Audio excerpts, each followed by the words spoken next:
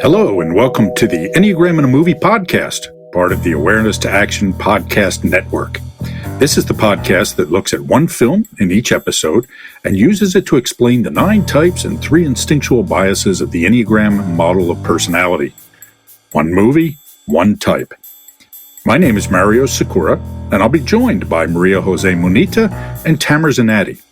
We are the principals of Awareness to Action International, a global consulting and training company that specializes in practical applications of the Enneagram. You can find out more about us and our work at awareness-to-action.com. In the meantime, make some popcorn, sit back, and enjoy the show.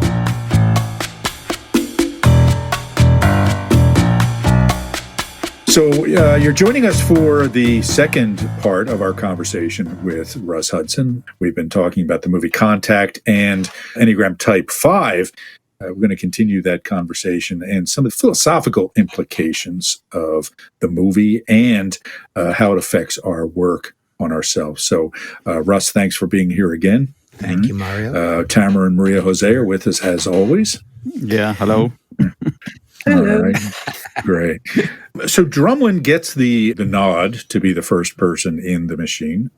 But a religious fundamentalist interferes, and as Drumlin's about to get on the machine, this guy sets off he's a suicide bomber, right? Which, here comes a theme starting to develop in the world, right? So Drumlin dies. The machine, which cost billions and billions of dollars, little Carl Sagan reference there with the billions and billions. They realize that there's another one. Okay, Haddon informs Ellie that there's another one, and this time she gets to go. Go ahead. Yeah, there's another important plot point there. These little pivot points in the movie. There are a lot of pivot points in it, where something gets said that sort of sets the next part of the film in motion.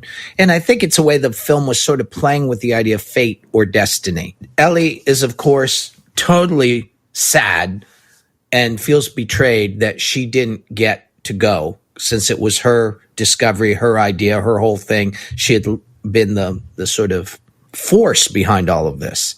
And Drummond, who had actually fought against her on it, is going to go. Yeah. Yet she just lets go. This is another 5-ish reaction. Okay, that's not going to happen. So, okay. And she just lets it go and gets ready for the next thing. She's there at the launch site to be there and help out and witness this historic interplanetary, interstellar voyage. And of course, no one knows there's going to be this explosion. But her last conversation with Drummond, he looks at her sort of patronizingly and says, Ellie, I can imagine how you feel. He goes, it would be great if we lived in a world where honesty and integrity were the way things were, but we don't live in that world. He's telling her, look, I'm a realist and you're not. And in the real world, you got to do this. And she just looks at him and says, funny, Mr. Drummond.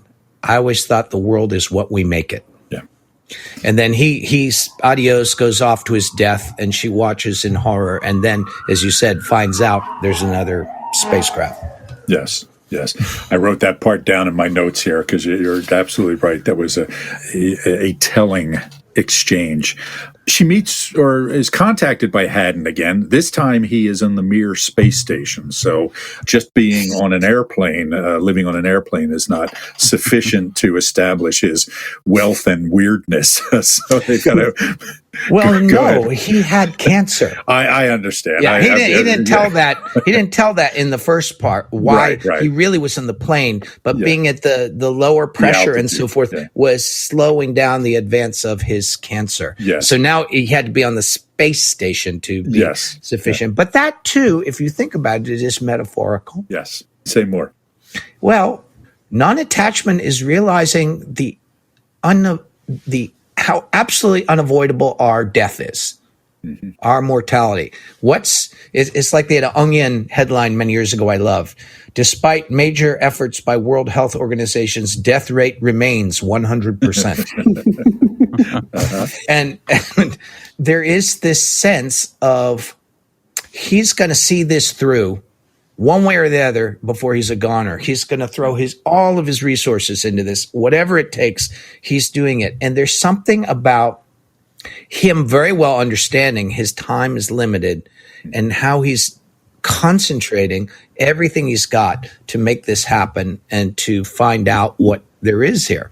His last little, as he says, his last little gift to humanity, although later on they imply it was a hoax. I don't think so myself. Yeah, I don't either. I agree.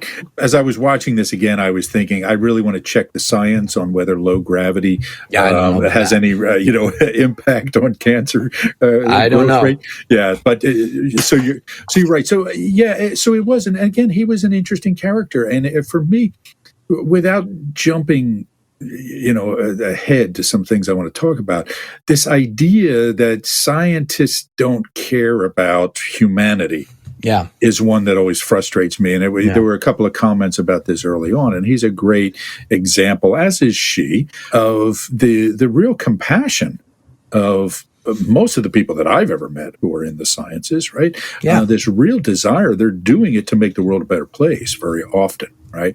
And not to necessarily strip the world of resources or, take advantage of it or something like that. So I think there's this tremendous humanity in all of these characters in the movie that they might not get credit for. There's another theme here that sometimes unholy alliance between people who do want to strip the earth and just use everything for wealth and science's dependency on resources, usually external, like you have to have a patron, you have to have the lord of the fiefdom to enable you to do science or art or what have you, that it was just by good fortune that in this case Haddon, at least in part of his soul, wanted to do something good, wanted to do something for humanity. So it was also a little statement about, there were a lot in the movie about that quite sometimes unholy alliance. Yes. And how it didn't have to be that way. Yes.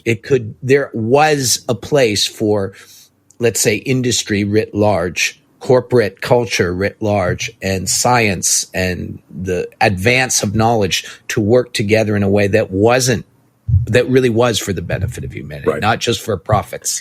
Yeah. And that shows in the final question when they were about to choose whoever was going to go on that mission, that they said, what would you ask them? And she said, how did they evolve without killing each other, without destroying everything? Yeah. Yeah. I loved her a very Carl Sagan kind of response, right? Yeah. You could see him responding in very much the same way to the same question. And I also just do feel, the urge to point out that I completely agree with you, Russ, about that unholy alliance. I think that we also see an unholy alliance on the religion side of it as absolutely. well, right? So there is this, I think that evil people will leverage whatever they can in order to do, nefarious things. Yeah. Well, I always tell people, it's like when people ask me, can you use the Enneagram for nefarious purposes? I said, of course. I said, anything that has power that can be used for great good can be also used for destructive purposes. There are no exceptions. Yeah. Religion, science, technology, medicine, no exceptions. Everything that's medicine can also be a poison. Yeah. Yeah. And it's really why we learn the Enneagram. It's where we're coming from. So she gets selected to go into the pod. Now, again, there are further conversations between her and Palmer, and he's starting to reveal that, even though he was against her going, and he undermined her by asking her questions about whether she believed in God or not, that one of the real reasons he didn't want her to go is because he didn't want her to go, and he starts talking about Einstein's theory of relativity and varying age rates, between people who go away and people who don't. So, they sort of squeeze that romantic angle back into the movie for a little bit there, outside of the Jefferson Monument and the tidal pool there. She gets on the pod. let's see. This is where the 2001 references really kick in, I think. So there's the wormhole scene, right? So she's in this pod and things start to happen. She's all wired up so that she will be communicating with the control center, but all the communication devices start to go on the fritz, right? Low Wi-Fi connection, I guess. And but the floor starts to change colors and she starts to see things. It becomes translucent. Then she is thrust through this wormhole. Somebody describe what happens there. Words fail me. Well, it's kind of like you said, it's like the end of 2001. She goes on a subspace journey. She goes through hyperspace, as it would be called in some circles. And I thought, again, they did some really interesting details with this. I remember reading many years ago that if you could indeed create a wormhole, and they mentioned this term in it, it's called a Einstein something bridge. Right. If you could fold space and go through that, for you subjectively, there'd be all sorts of space and time distortions, right, which they did their best to show in the movie. Right. But also you would experience space as curved, and that the tunnel, so to speak, would appear as an archway, a curve. And they put that in the film. I was very impressed that they had that little detail. And again, when she finally goes through this, it isn't just one stop. It's like there's a network that's been laid out in the galaxy, I suppose, by and later on the alien that looks like her father tells her, we didn't make this. It was made long before we arrived, and we don't know who made it, but maybe they'll come back one day. But there's this idea that there's this network and there's these relay stations where you can get on or off the hyperspace linkage system. And she goes through several stops and sees amazingly, stunningly. I thought, again, the special effects were gorgeous. Really well done. We're seeing galaxies and globular clusters, and you see a city on a planet near a multiple star system, and then she's off on the next bit. It's like riding through subway stations or changing trains on a metro system. Yes. The stuff in her craft just kind of all flings up to the ceiling, and she kind of goes into a fetal position and floats down into this probably simulated world that looks like a tropical beach. And this is exactly like the room that Keir Dullea goes into at the end of 2001. Yes, and her fetal position, again, a reference to the space baby in 2001. And so where she ends up is Pensacola. If you remember in the movie, her first long call was to somebody in Pensacola. She draws a picture of it, and the place where she ends up looks like the picture she made that had been hanging on her wall. Where she is approached by some force taking the form of her father, played by David Morse, who we haven't talked about yet. I'm a big David Morse fan. He's a great actor. Just a great actor. Really good character actor who has tremendous versatility. I mean, he's got that face that's so gentle. And so even though he's a huge guy, I've actually seen him. He lives, or at least used to live in Philadelphia when he was, because he made a TV show here and decided he liked Chestnut Hill so much that he moved there. So, and I saw him on the street one time, and he's a big guy and, broad-shouldered and everything, but he has that gentle face, can also play a real scary guy as well. So since we're on character actors, I want to point out William Fichtner's character, who played the blind guy, whose name was, anybody catch his name by any chance? Kent Clark. Yeah. So a little clever Superman reference there. But I'm a big fan of William Fichtner as a character actor as well. But anyway, so she meets what she thinks is her father. She hugs him, realizes it's not her father, has a conversation about what is happening here, that they're just making contact, through the form of her father, because they thought that would be a comfortable way for her to do it. Because God only knows what they look like. Right. We don't know. And it would have been just so natural that she would just believe that it was her father. Yeah. Because it's most people, I mean, she wanted to see her father. And it was just easiest thing to believe. And again, it didn't make sense. And she realized that it wasn't. And that shows kind of how the five mind works. It's like testing things. It's more a scientific kind of approach to it. Yes. Yes. This thing I want more than anything. I'm still going to check the evidence before I believe it. For me, this meeting and this conversation is like meeting the mentor in the hero's journey. So this is where she will get the pearl of wisdom and then come back into transformed and really going the journey and finalizing it. So it's really amazing, this specific conversation in the whole movie and its representation. Yeah. She also, has had her numinous experience even before she meets this being. Yes. Just seeing the magnificence of the universe is enough, right? And I tell people all the time, you don't need to just listen to some guy with a long beard from India. If you really looked at the implications of science, your so-called common sense reality will crumble and you will realize the miraculous unlikeliness of our existence. Yes. It really is miraculous and weird and wonderful. But that's kind of where she comes to. But the other thing there too is, and this I'm sure is again Carl Sagan, this being explains to her, she goes, as her father had said at the beginning, little steps, right? Yeah. That our fantasy of how aliens would meet us is how we would do it.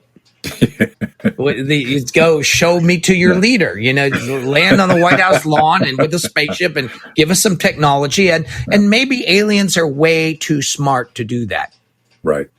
And so they have their own way, knowing that they're meeting our civilization. Once it happens, we'll change it forever. Yes. So wanting to preserve something about who and what we are. And this is also five-ish in that fives suffer the idea that their needs or their reality would somehow negatively impact the sovereignty and individual and independence of another. That we would rather leave the relationship than have you have to go through all kinds of difficulty because of us. Yeah. So here are the aliens, like the five, saying, we don't want to screw up your whole civilization. You'd become dependent on us. There'd be all kinds of weird problems. So, no, we're going to titrate. It might take a few thousand years, darling, but this will happen. And on the scale of the universe, it's that. Awareness to Action offers a unique approach to applying the Enneagram professionally with leaders and organizations, as well as for personal development. What makes us stand apart is our Enneagram expertise and focus on understanding human nature. We know people because we see people. And this is a skill set that can be taught and learned. Human nature is complex and simple at the same time. Our mission is to help people see clearly and act accordingly. Why? Because the ability to see ourselves and others clearly and honestly is essential. It enables us to act in more adaptive and useful ways. The Multicultural Team in Awareness to Action will help you learn tools and practices to become more aware and also to understand and engage people more effectively. Learn more at awareness-to-action.com. Join us at 2021 for exciting learning opportunities. She comes back, and the twist of the story is that from the outside, it looks as if the pod falls from the tower and just lands in the net underneath it. Nothing happens. The whole thing is about 8 seconds. And, and she comes back with this story of what happened, and nobody believes her, thinks she's, just had this delusion or something. And so she is trying to make people believe what she said. But even then, when they ask her, can you prove it? She basically says, no, I can't. I know it with every fiber of my being that it happened, but I can't prove it. And this is where we start to see kind of the marriage of the objective and the subjective in a truly effective and mature way. Yes. I start to think with her character, and she becomes a changed character. And, when the James Woods character who we haven't talked about yet, who starts off as the national security advisor, then becomes a very Newt Gingrichian, he's as close senator. as we get to a heavy in the movie. Yes, exactly. Right. So he's, he is after Haddon for some reason and thinks that it's a whole plot by Haddon, that the whole thing is faked. But turns out that they're covering up that even though there was nothing but static on the recording of what happened, the recording was 18 hours long, which only the government knows. Okay, so the irony is they know that it happened, but they made it as if they didn't believe her. So. And perhaps for the reason that the alien was saying that, like, what would happen to civilization if they knew her story was true? And some people who want to will believe her, some won't. But people will go on carrying on doing what they're doing, living in the world of zombies, just as they have since the beginning of civilization. Boy, what a nice loop back there, Russ. Oh, boy, yeah. Hero's journey all the way. There you go. So I wrote down what she said when she was testifying. She said, "Everything I know as a human being tells me it was real. I was given the gift of a vision of the universe that tells us how tiny and insignificant and rare and precious we all are, that we belong to something else, that none of us are alone. I wish I could share that, that everyone could feel for one moment that humility and awe and hope." And, so for me, that represents a, kind of a conversion to a more informed and deeper spirituality. Yeah. Made me think of Carl Sagan's thing about the pale blue dot as well, right? Yes. If you haven't heard that, it's worth a listen. Okay? So, and of course, when they ask Palmer Joss if he believes her, he says that he does. And I'm not quite sure why there were those thousands of people waiting outside when she left the hearing, but the idea was that life was different somehow for all of them. Yeah, and I would say that it, just as you would predict, there are people who just said, the government says it didn't happen. We just saw a drop. That's reality. Go by. And just, again, reality is prison rather than as launching pad. But there were other people who were inclined to just believe her. And so she had this following of people that for whom she was the first person to make contact with extraterrestrial civilization, which is pretty significant. So just as you'd probably have in real life, you'd get this polarization of people who believed or didn't believe. And when she asks Palmer Joss if he believes her, and he says he does, she holds his hand and makes contact, which it's a small thing, but it is also also a way in which she changed. It was the first time she reached out to someone else. So that brings us to the conclusion of Contact. And again, good movie. I enjoyed it. I think it's worth watching. Now, I will say that I did have some, there were some things that got under my skin a little bit from a philosophical perspective. And I'd like to start discussing those now as we're transitioning into the second part of our conversation here, and talk about the importance of these concepts. So, Maria Jose and Tamer, I'm curious if you picked up anything about the use of Occam's razor. Yeah, it was used twice throughout this. It was used twice in the beginning and in the hearing as well. And it was a tad oversimplified. Exactly. Yes. And so go ahead, Maria Jose. You made a face there when I brought that up. What you go ahead and show people that you're smart. No, come on. And tell them why the movie was wrong about Occam's razor. Yeah. So, what people don't understand, first of all, the way they represented Occam's razor is not really what Occam's razor is. Okay. So William of Ockham was a medieval theologian, right? Whose principle was to not add variables, right? When in doubt, if you don't need to add a variable, don't. Keep things simple. That has been twisted to mean that the simplest story is the correct one. Right. Yeah. And we see it later where the James Woods character really misuses it and adds a false dichotomy in there that I'll come back to in a second. But the point that was really missed in this movie is that Occam was actually arguing for the existence of God. Right. So he was actually in a debate with St. Anselm, and Anselm had written the ontological argument, a logical proof for the existence of God. And Occam said to him, you got it wrong. Okay, first of all, your logic doesn't hold up. But second of all, you are trying to prove something with the head that you can only know with the heart. Right? That belief in God is a gift of faith, and we can't reason our way to it. You either believe or you don't. And Occam did believe. Right? So it's like fingernails on a chalkboard when I hear someone invoking Occam's razor to argue against the existence of God. Yeah, it became in the film a cipher for reductionism, which is not what it is. Yes. It's arguing for elegance and simplicity in an understanding, in a theory, which good scientists always are trying to do that. But that's not the same as this reductio ad absurdum. It's not that. Yes. And the James Wood character, I'm blanking on his name, he uses it later. He says that what's a more reasonable story?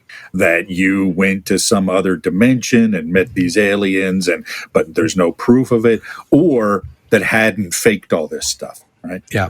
I've tried to explain this to people. What's more obviously true, that there's a computer in front of me and it's a metal and glass thing, or that there's actually a field of subatomic particles in very precise magnetic and gravitational relationship with each other that are held together in such a way as to produce the phenomena of this thing. If you take this too much, you end up with Ayn Rand's objectivism. Yes. Yes. Which ain't what it's about. Yes. And it's also with this example that he used, it's a false choice, right? Yeah. Well, there's a whole lot of other stuff that could have happened here as well, right? So that argument didn't hold up. So the other thing that But just on that, I think it was really good of her that she said, well, that could be true. Yes. Yeah. So she didn't say, of course, that didn't happen because I felt that. Right. If I think about it, that is an option. Yeah, she says, as a scientist, I have to consider that as a possibility. Yes. Yes. The other thing I grew frustrated by, and again, this is common, right? Which I think is one of the reasons why it frustrated me, is that there was this, it's either science or religion. Right. Yeah. And there was this argument, well, science doesn't answer questions of meaning for us. Okay, but it's not supposed to. Right. And while religion doesn't tell us the nature of, reality, but it's not supposed to. Right. It's supposed to address certain things, and science is supposed to address certain things. And we run into trouble when we conflate the two. Right. And this is one thing that I think the psycho-spiritual community does quite often, right? Of conflating ways of knowing as if they were equivalent and interchangeable. Right, which they're not. Exactly. It's a classic way of understanding the law of three, in which law of three is not a law like gravity, or it means it's a way of organizing how we understand things. Mm-hmm. And in the law of three, the dichotomy has its sovereignty. Like this gets to be this and this gets to be this. But there's also some way in which these two are related in some way that's not obvious when you're only looking from one position or the other. And when you get to see all three, it opens to a new level of possibility. I think that's what happened in the film. There's this argument, science, religion. And she goes off on this journey pursuing the truth. Yes. Without a sense of what exactly it is she's going to find, and has this experience where it's not that she's coming back and conflating the two. She's still utterly rational and scientific, but she has this other dimension to her now. So the two are integrated, but they still have their sovereignty. Yes. Like a good relationship, right? That's right. This is my side of the bed. That's yours, right? Exactly. But it's still one bed, right? So, no. So for me, I like to think of these things as, it's all an adventure in epistemology, right? How do we know what we know? And in epistemology, we have to understand that there are different epistemic tasks, right? Different ways of knowing different things. Palmer Joss uses a good example with her about proof and says, well, did you love your father? Well, prove it, right? Well, no, you can't, but of course you wouldn't, because that's a subjective experience. It's a subjective phenomena, and we don't use science to evaluate subjective phenomena. Right. It's like, which of your kids do you like better? Right. I mean, we can't answer that through science. Okay. We just answer it emotionally. Come on. We're going to hook you up to a machine and see which ping's stronger when we name your kids. Right. So that for me, I think sort of perpetuated this, I guess, a false choice argument that we see in so many of these psychospiritual conversations. Yeah. They're for different things. Yes. There was one of the most influential books that I read many years ago. I don't even know if it's still in print. It was called Einstein's Space and Van Gogh's Sky. It was written by a professor emeritus of physics at Yale, and I'm going to space on his name right now, and a psychologist, transpersonal psychologist, Lawrence Lashan. In any case, what they came to is that not only are these different domains of knowledge, they each require their own symbol system, their own language. We can understand that each spiritual tradition is trying to establish a meaning system and a symbol system and a way of talking about and communicating about what are primarily subjective experiences. They're objective in the sense only that they're shared, right? Oh yeah, at least I believe I know what you're saying is similar to something I experienced too. But they were talking about how psychology went off the rails when they were essentially trying to replicate the mathematical approach of physics, and we're talking Newtonian physics, to the study of the inner world, of the subjective reality of consciousness. He says, you can't. He said, it's when they developed the quantum physics, they understood that another mathematics was required to describe this phenomena, that Newtonian mechanics couldn't do it.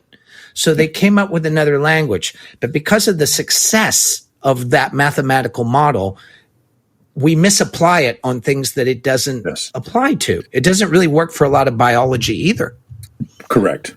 Let alone the social sciences. So it was sort of an impassioned argument for coming up with a new scientific, so to speak, in terms of trying to create a structured meaning language system for describing internal experience, and that we weren't there yet. Yes. So for me, this something I'm curious about your opinion on, Russ. Something we encounter quite a bit, because we pride ourselves when we talk about the Enneagram that we have a kind of a science-friendly mindset, right? Meaning that we don't want to teach anything that goes against anything we know through science, right? That said, we don't feel that the Enneagram is a science. No. Right, in that sense, right? No. Science includes, falsifiability, for example, right? Curious about your thoughts on that. Well, I think, like anything else, if we're really the Enneagram, I don't think of the Enneagram as a standalone thing. Right. I think of the Enneagram as a particular framework and tool for exploring the experience of being a human being. As such, I personally have a huge reliance on my scientific training that I had at university and trying to look at things rationally. But, there's also the sense, the other side of the Enneagram is bringing us to shared experiences of our internal life. Again, you can't measure love, but you certainly know when you're in the neighborhood, and you certainly know when you're experiencing things you haven't experienced before. So I like to keep these, in their own particular domain, but they're both relevant to understanding what it means to be a human being. And like I said, for me, science is a catapult into, quote, the mystery, or the mystical, even, if you will, to really begin to see the universe. My common sense view of reality is blown to pieces. If so-called common sense and rationality, as most people understand it, is pre-Newtonian common sense. It's not scientific in any shape or form. It's what science has led us to for the last 250 years.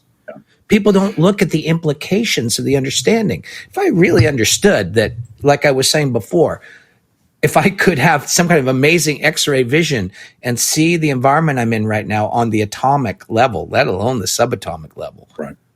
what would I perceive? What would I understand? How could my clunky Enneagram fixated view of reality stand that level of truth? Can't. Yeah. Science can be just as much an opening to a profound realization of the truth of reality as the mystical. And in that sense, where they both lead to, I think, did get covered in contact and getting it's a mystery. I'm never going to understand it all. Just going back to that sense of awe, I think that many times you naturally or culturally, we naturally assign that state to the more kind of spiritual, religious domain, but it's not necessarily seen in the more scientifically minded approach to life. And I think it's there all the time. Yeah. And that has been for me a discovery along the years. I was not naturally able to see it. And now I think that if not the same, it could be even bigger, that sense of awe in science or not. But they don't need to compete. Right. But it's not absent because faith is not involved. I think that they're different and it's there and it's huge and it drives a lot of the scientific discoveries. Yeah. For me, faith is not an adherence to a belief. Faith is arrived at through understanding. Like, I don't need belief to have a sense of gravity. I don't need belief to know the taste of a strawberry, right? And just to say, I was touched by what you're saying, Maria. When I was a little kid, a little 5 boy, very isolated, little strange lad, I was having a difficult time. I was not a popular kid. I had a rough time. I loved learning, and I had teachers who were sometimes protective of me, but get along with the other kids was a nightmare. However, at night, my special time every night, and I'm talking about when I was, 8, 9, 10 years old, my mom, who was an 8, realized this was something very important. She would lay a blanket out on our backyard, and I'd just lay out there, sometimes for hours, just looking at the stars. And the stars were my experience of spirituality. They were the awakening of a mystery. When I looked at them and beheld them and said, they're not just these little twinkles in the sky, I started to grok what I'm looking at and then where we are. Like, oh my God, how much more do you need to wake you from your zombie state? Are you interested in learning more about our approach to the Enneagram? Go to awareness-to-action.com and check out our certification program. We offer a clear, concise, business-friendly, and science-minded approach while maintaining the depth of traditional approaches to the system. At Awareness to Action International, we're the leading innovators in the theory and pragmatic applications of this system to all aspects of the work environment, including leadership and personal development, team building, diversity and culture, and managing change. However, this approach is not just for the business world. A lot of people who attend our trainings do so for their own self-development or spiritual growth. Our certification program is one of only a handful of curricula accredited as a school by the International Enneagram Association. It is currently being conducted virtually and combines live sessions with asynchronous learning. Again, find out more at awareness-to-action.com. So, for me, kind of one of the takeaways with this is that the importance of discrimination and care of how we apply ways of knowing, right? And this understanding that there are different ways of knowing different things. There are different tools for becoming more skillful at knowing different things, right? So one of the things we emphasize a lot in our work is learning to understand cognitive biases and, recognize logical fallacies, using critical thinking tools for things. And when you and I were talking a while back, Russ, you made an interesting comment about how in order to truly cultivate the higher mind, we have to do the work kind of at the more mundane mind, right? So do you mind commenting on that? Our higher mind needs a conduit in order to have its form of knowing be both communicable, but also actionable in our world, So the way I see it, when I look at the great scientists, I'm not talking about the generic scientists, I mean the great ones. If you look at their realizations, there was a leapfrogging of rational, systematic thinking, dealing with logical fallacies and seeing through them. But their fundamental insight was not the result of that thinking. But had they not done that thinking, they wouldn't have had that insight. Like if Einstein wasn't thinking about what he had learned about the nature of physical reality, he could not have had the insight he had riding that train in Switzerland, right? But when he had that understanding, when that part of our higher mind kind of does a download, so to speak, it's like we get a sense of it, but there's now a process, and this is where science comes in big time, of understanding what it is you understood, of being able to describe it, communicate it, find out how it actually works in the framework of logical and rational thinking. And I would agree with you strongly that we live in a time where there is a kind of a devaluing of that. I think part of it is of course, religion always pushing back on one side of it. And the other side of it is people turning their very limited form of rationality into a religion that turned a lot of people off. And people are always going to push against what they perceive as authority. But I've made the argument, like here in the United States, people say, well, there's not enough emphasis on the body, man. It's really all about being in the body, and the body isn't emphasized. And I said, okay, find me a town where there aren't 100 different yoga classes, Pilates studios, gyms, people working out, people have shit on their wristwatch and everything to count their number of steps. Are you kidding me? And how many philosophy clubs you've been to lately? Where is there not argument of mundane, idiotic positions I got from the internet? And where is there exploration of meaningful questions that we have about our life, our existence, our society? And how many people are participating in those? Are you kidding me? So there is, I think, my hope is for a kind of renaissance. I think that on one side, I'm seeing a kind of renaissance happening in spirituality, which Palmer represents in a certain way the seeds of, in where people are Christians or Muslims or Jews or Buddhists or whatever, they're not satisfied with the status quo of their religion as it was handed to them, and they're more interested in these more profound existential questions. And so there's a whole new generation of people coming up through the religious side of things that are more open to the kind of conversations that we're having. But I also think there's a return to a re-embracing of the power of inquiry, of rationality, of asking the right questions, of being curious about reality, and of training our mind to think, which I've said over and over. I know a lot of people who care, but I don't know too many people who know how to think. Repeating an opinion you've already said or heard somewhere is not thinking. Is that your wish, Russ? Or is it's it what you're definitely seeing my wish, but I do see it happening. I mean, for example, Richard Rohr tells me that, he had a certain kind of Catholics that used to come study with him, but he's getting a flood of young evangelical Christians who would traditionally have been the most fundamentalist, the most anti-rational, the most closed to the kind of things that Richard Rohr is presenting. And yet there's literally tens of thousands more, maybe hundreds of thousands of people suddenly interested. But I also see people looking at asking sociopolitical questions for sure. but more of an interest in the bigger philosophical questions. What I think there's a role, and this is maybe where what all of us are doing here, is to help people again see the relevance of scientific inquiry as a part of this.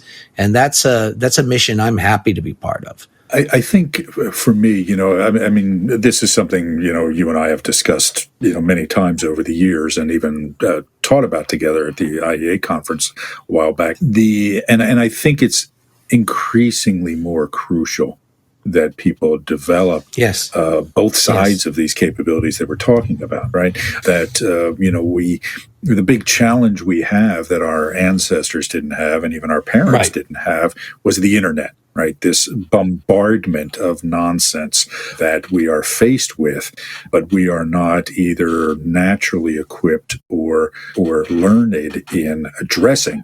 Right, how do we tell truth from nonsense from a factual perspective? Right, and so developing these tools is critical for society, I believe. And I think that was one of Sagan's points as well, right? When he was doing his work, if you look at The Demon Haunted World, a book that everybody should read, he was pointing out that there are consequences to believing stupid things, right? The other message for people, more spiritually inclined is that seeking truth, if you want to be a seeker after truth, it works at multiple dimensions and multiple levels, right? I mean, the science tells us certain kinds of truth, and there are other ways of finding truth too. So I think that's an important message that doesn't get out there and as when much as it in should. the best of all possible worlds, they balance each other. They don't, as you said, conflating them is not the answer. Intuition does not replace rationality, and rationality doesn't replace intuition. But you see, we run into problems because people don't really understand what rationality is, nor do they understand what intuition is. Just the impulse that passes through my transom may or may not be an arising of some kind of intelligence. It just may be part of my mechanical programming and historical response pattern. That's not intuition. But in the same way, having what I used to call an airtight philosophy is not rationality. Right. It's there's a distinction between naive intuition and expert intuition, right? Naive intuition is me thinking, it looks easy enough to fly this that guy's plane, doing it. Right? I'm as smart what's as the him. big deal? Yeah, he could do it. Exactly, right? I'm not going to follow my intuition and get behind the controls of a 737. But somebody who is very skilled at flying a plane, it does become intuitive, just like it does for a skilled musician or a skilled athlete, etc. And so it's a matter of understanding that if you want to have deep insights and deep intuition, you have to do the hard work at a more mundane level. Right. So Newton can watch that apple fall and have an insight about gravity. No, right? That's not happening to me. Right. Because, for me, it's just an apple falling because I haven't done the hard work of, I haven't invented calculus yet. Anyway, so all good stuff. Yeah, Maria Jose, go ahead. Yeah. So I think that there are some things that for people who are, more practical or maybe not used to discussing these things, I think that the fact that you're science-minded doesn't make you a scientist, and you don't need to be a scientist, Right. So here we're talking about science and spirituality, but I think that being science-minded and be more skeptical and thinking more clearly are things that you don't need to be a scientist for. And that does help you in your whole life, including spirituality, I think. And in my case, as I said before, it's not what I necessarily learned from the beginning or how I learned to think. But as I grew up and I started becoming more aware of these things, I realized how my spiritual and kind of emotional life, it's richer if I think better. And I can see people better. I mean, like the human being in front of me, I can see them for who they are, more objectively, and react more effectively. And I think that's kind of being spiritual. It's kind of being humans, So I think that it might seem as something that that doesn't touch us, but it's something that it's relevant to all of us and how we think more rationally so that we can be more effective in all domains. Are you interested in learning more about our approach to the Enneagram? Go to awareness-to-action.com and check out our certification program. We offer a clear, concise, business-friendly, and science-minded approach while maintaining the depth of traditional approaches to the system. At Awareness to Action International, we're the leading innovators in the theory and pragmatic applications of this system to all aspects of the work environment, including leadership and personal development, team building, diversity and culture, and managing change. However, this approach is not just for the business world. A lot of people who attend our trainings do so for their own self-development or spiritual growth. Our certification program is one of only a handful of curricula accredited as a school by the International Enneagram Association. It is currently being conducted virtually and combines live sessions with asynchronous learning. Again, find out more at awareness-to-action.com. Ideally, and this is part of some of the deeper spiritual traditions. If you're really studying Zen, for example, on a profound level, or if you're studying Sufism in a profound level, the heart and mind are meant to work together. And that doesn't mean, as you said, conflation. But the way I explain it is learning to think clearly is literally clearing your mind. It's like clearing the junk. There's so much junk in our head. And as you said, we're getting bombarded with more.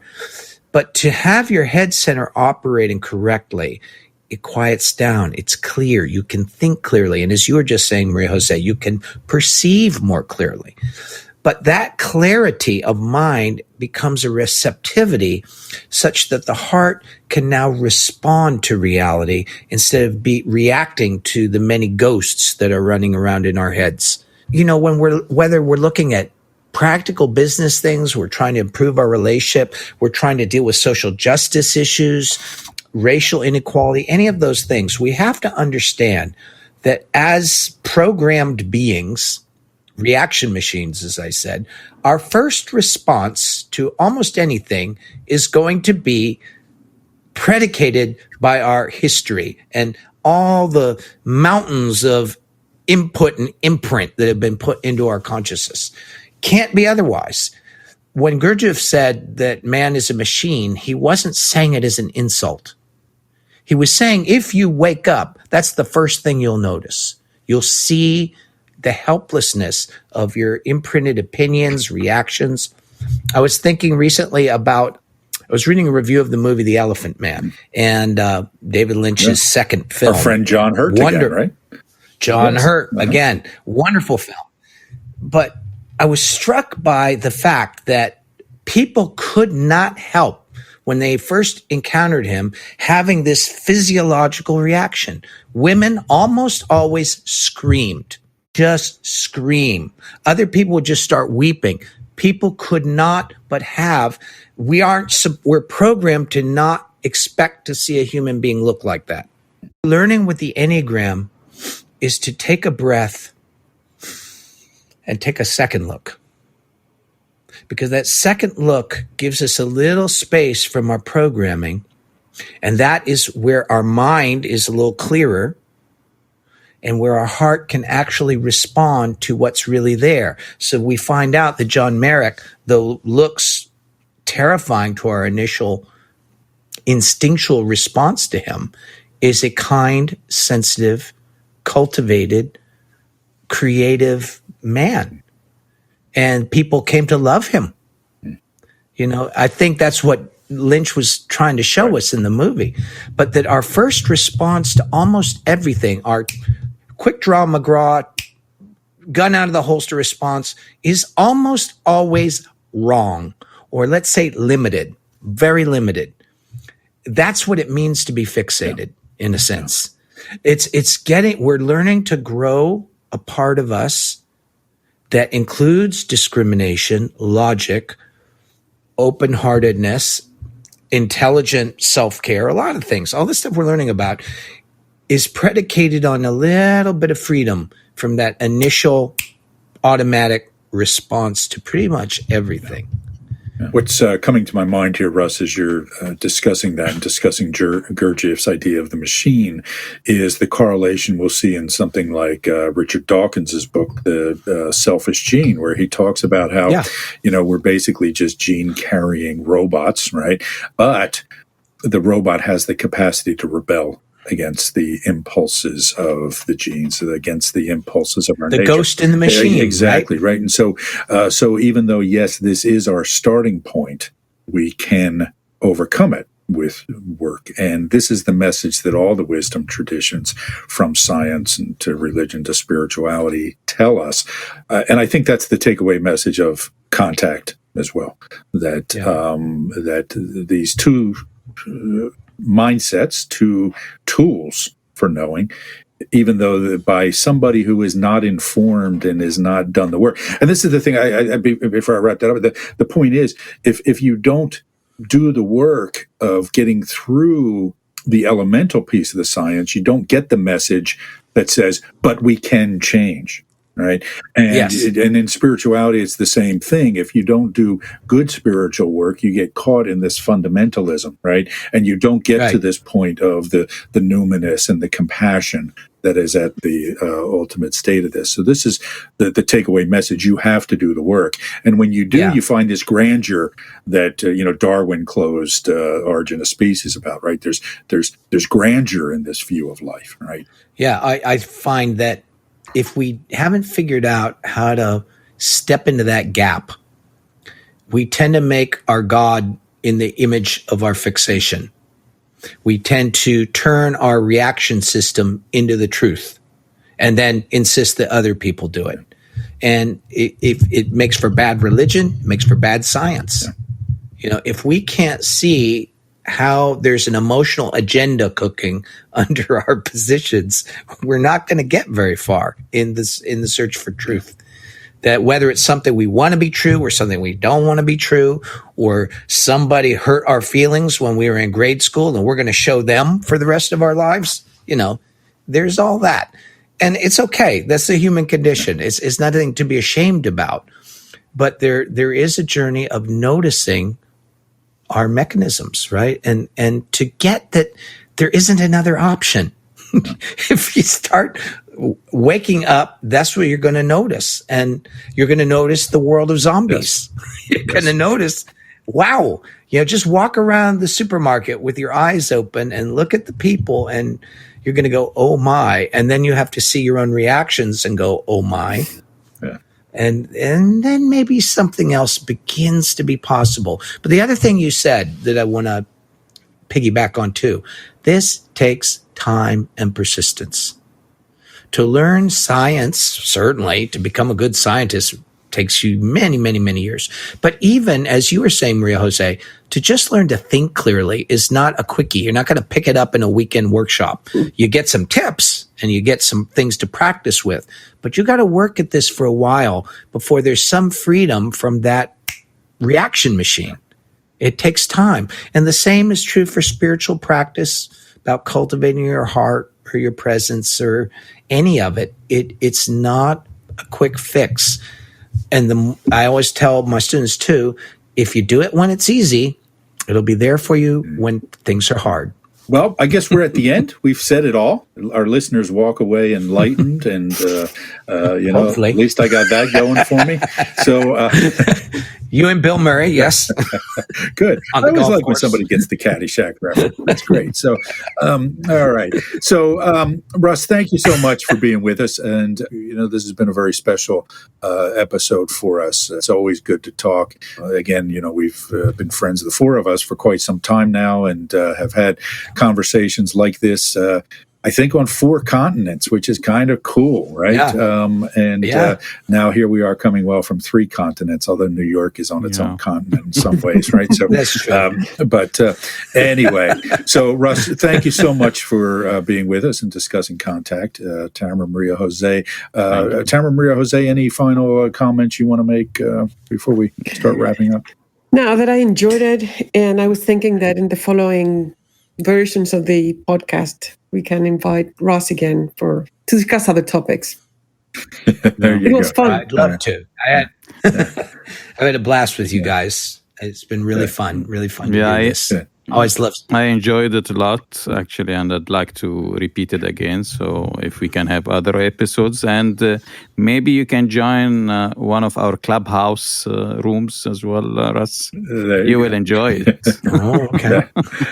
All right. I'm always up for a good time. As long as there's king crabs involved. We'll have to share the pictures of the king crabs at some point. So anyway, so thanks for everybody for joining us. And this has been another episode of the Enneagram in a Movie podcast.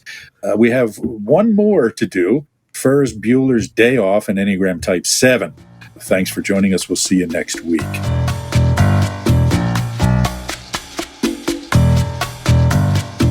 Thank you for listening to the Enneagram in a Movie podcast, part of the Awareness to Action podcast network. Find out more about the Enneagram and our offerings at awareness-to-action.com. And if you enjoyed the episode, please go online and give us a review. We'll see you next time.